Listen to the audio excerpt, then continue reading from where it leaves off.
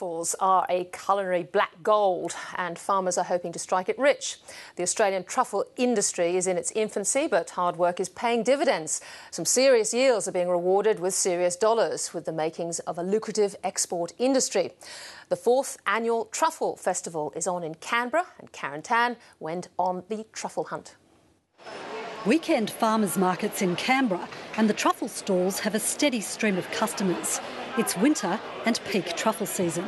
I think with such an expensive product, people are afraid of buying it, but once they realise that it's pretty hard to mess it up. These Terra Preta truffles retail at $2,500 a kilo, but most buy it by the gram. So what's a good specimen for them? They'd be looking at a 10-gram truffle. You'd be looking at a piece like this, 12 grams, nice piece for 2 people, nice and dark, and that'd be around $20 worth. They come from this farm near Canberra, where the Marshall family have one of Australia's most successful truffle farms. We're going towards the upper end of the range. It looks like we'll get about 100 kilo of good stuff off this hectare this year. Good dog. A good truffle hunting dog like Sal is vital.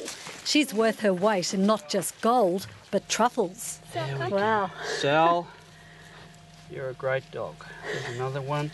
There are around 200 truffle farmers in Australia, but only about 5% of them are producing commercial quantities of more than 50 kilos a year. 3/4 of the national crop is exported. Shipped off a couple of kilos to Paris this morning by FedEx. Tomorrow some again to the Hong Kong prestige restaurants, not sure which ones. We've got a broker down in Melbourne who handles the export. Until recently, truffles were only grown overseas, but now Australia's production makes them available all year round. We were really nervous about sending truffles to Paris. We thought that they'd reject them as second-grade foreign imitations. They've been lovely. They've actually stated to us straight to our faces that they're just as good as theirs. The major markets are through Asia, so Singapore, Hong Kong, Korea, Japan, and increasingly North America. Domestically, the challenge is to make truffles more accessible. Education programs seem to be paying dividends. Now Truffles have created a truffle tourism with a new fan club in local homes and eateries. We just felt that there was no truffle culture in the place, and all these growers were producing truffles. We had to sort of start some. Chefs like Neuman have guests stampeding through the doors to sample Truffle Festival's seasonal menus. What it really does is it enables us to be able to sell it out to the customers at a decent price. And there we go. Nationally, truffle production this year is anticipated to be just over 4 tonnes. That's up a tonne from last year.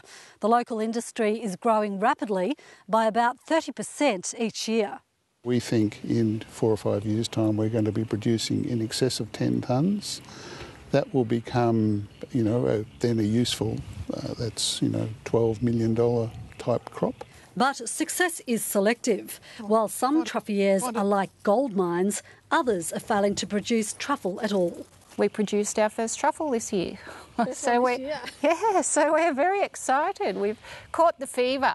There's years of waiting, and people say you need a lot of patience, and you do. With international demand surging, it seems the industry is now poised to explode.